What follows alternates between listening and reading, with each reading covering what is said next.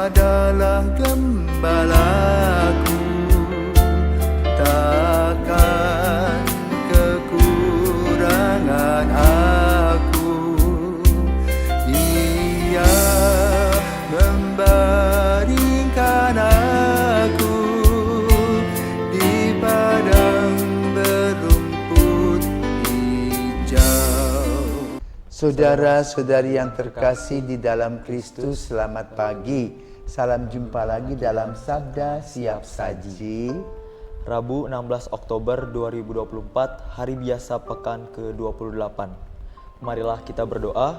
Dalam nama Bapa dan Putra dan Roh Kudus. Amin. Allah Bapa sumber kekuatan, Engkau menghadirkan Kristus yang menjadi teladan hidup menurut bimbingan Roh. Semoga kami hidup seturut kehendak-Mu, agar dapat mengendalikan keinginan duniawi dan menjadi anak-anak-Mu yang kudus. Dengan pengantaran Tuhan kami, Yesus Kristus, Putra-Mu yang hidup dan berkuasa bersama Dikau dalam persatuan Roh Kudus, Allah sepanjang segala masa. Amin. Amin. Tuhan bersamamu Dan bersama roh. Inilah Injil Yesus Kristus menurut Lukas. Dimuliakanlah Tuhan.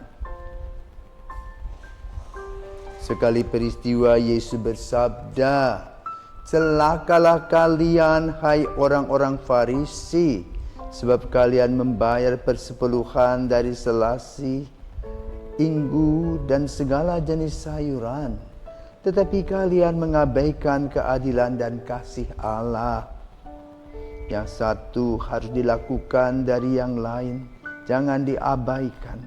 Celakalah kalian, hai orang-orang Farisi, sebab kalian suka duduk di tempat terdepan di rumah ibadat dan suka menerima penghormatan di pasar.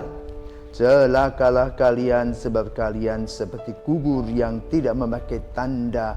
Orang-orang yang berjalan di atasnya tidak mengetahuinya." Seorang ahli Taurat menjawab, "Guru, dengan berkata demikian engkau menghina kami juga."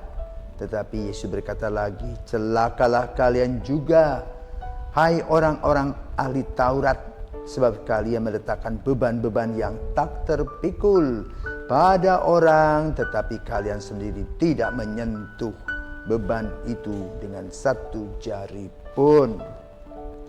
Demikianlah sabda Tuhan. Terpujilah Kristus. Oke Romo. Tadi Romo telah membacakan Injil dari Lukas bab 11 ayat 42 sampai 46. Saya dengar-dengar tadi di dalam Yesus sepertinya marah Romo, mengecam sampai ada beberapa kata celakalah kalian. Kenapa sih? Apa sih yang dibuat sama orang-orang Farisi sama para ahli Taurat itu Romo sampai Yesus marah dan mengecam mereka? Baca selamat pagi para pirsawan, selamat pagi. Sekarang saya mau tanya balik, kamu pernah marah? Pernah. Ketika kamu diberi hadiah kamu marah? Tidak. Kenapa kamu marah? Karena ada sesuatu yang menjengkelkan dan saya tidak suka itu. Contohnya apa? Contohnya pada saat saya belajar fokus karena besok ada ujian, lalu teman saya mengajak saya mengobrol dan ribut. Itu saya tidak suka kalau begitu. Oke, baik. Jadi saudaraku terkasih, kalau kita perhatikan dalam kehidupan kita ini ada kiri dan kanan, ya. Suka tidak suka, senyum atau cemberut, suka atau duka, air mata atau tertawa.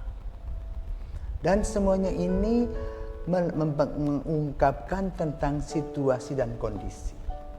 Kenapa orang tersenyum dengan terkakak-kakak, terpingkal-pingkal, ya? Karena melihat yang lucu, ya. Lalu kita di sekolah diajarkan 3S, sapa, senyum, salam, ya. Sebagai orang Asia. Lain dengan di Eropa, kalau kamu senyum dengan semua orang, kamu tuh ada sesuatu yang kurang. Kok ketawa ketiwi sendiri. Tapi di Asia, terutama di Indonesia dan utara Bali, senyum pagi-pagi sudah biasa. Kenapa? Karena matahari selalu bersinar, ya, memberikan sinarnya, dan itu membawa sikap dan perilaku kita. Nah, Jadi boleh katakan Injil pada hari ini membahas tentang perilaku yang terurai, dan uraian itu adalah ungkapan hati. Ada beberapa celaka yang disampaikan oleh Yesus. Ya? Ya. Satu, celaka. Kenapa? Mereka membayar perpuluhan. Dan secara waktu itu membayarnya secara material. Misalnya kamu tanam bakung, ya, tanam gandum, itu dibawa. Belum dengan uang. Yang kedua, duduk di depan, ingin diutamakan. Ya. Yang ketiga, sebut kubur, hanya mulut saja, puja-puji, ngobrol, tidak kerja. Nah, tiga hal itu dikecam. Kenapa? Menggambarkan sikap tadi, perpuluhan sudah. Dan mereka perpuluhan itu mereka dapatkan juga dari umat. Jadi boleh katakan mereka ini memetik perpuluhan, lalu memberikan lagi, nggak kerja, tapi seolah-olah merekalah yang mengusahakan. Maka lalu muncul sikap pada orang lain, tidak ada arti. Orang lain dianggap lebih rendah.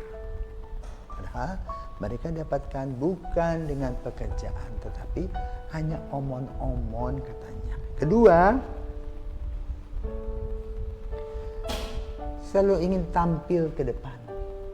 Ya. Sekarang boleh katakan ingin dia jadi YouTuber. Ya. Entah kontennya apa, berbobot atau tidak, pokoknya langsung sambung. Ingin menjadi orang yang diperhitungkan. Kenapa? Gayanya. Jadi bukan dari kualitas pribadinya, tetapi dari kuantitatifnya. Yang penting aku disoraki orang, tapi tidak memberi apa-apa.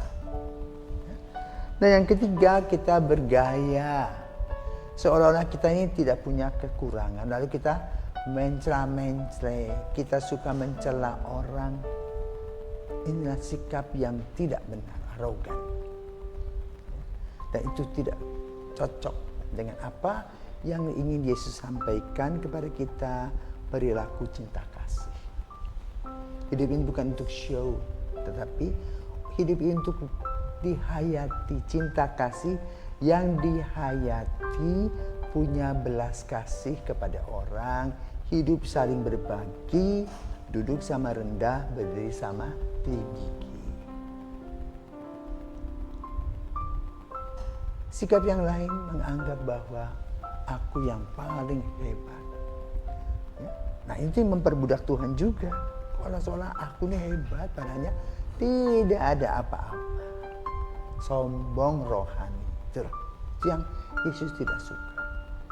Ya? Lalu bergaya. Ya? Mungkin punya baju, punya mobil yang baru, pinjem. Bukan miliknya sendiri. Bisa tuh? Hanya untuk show, menipu orang lain. Jadi dengan mulutnya itu manis-manis, di belakang pahit. Nah, inilah beberapa sikap Bapak Ibu terkasih yang perlu kita hindari. Kesombongan rohani, merasa diri paling hebat, paling penting, menganggap orang lain tidak ada apa-apanya. Bekerjalah untuk mendapatkan sesuatu, bukan tinggal membalikan tangan karena status kita. Dan kalau kita punya sesuatu, jangan makan sendiri, bagi orang lain. Berendah hatilah sebagai seorang pengikut Kristus, bukan kesombongan rohani yang tampil. Maka Yesus katakan celakalah. Artinya apa? Semuanya itu palsu, ya, artificial. Ini seperti bunga di depan kita tuh cantik-cantik, tapi tidak ada kewangiannya, karena ini artificial. Enak dipandang, ya, tetapi ini bukan yang asli. Maka kalau kita mengikuti Kristus, harus menjadi orang yang asli sebagai murid Kristus. Tahu di mana kita duduk, di mana mana kita berdiri, tahu aturan.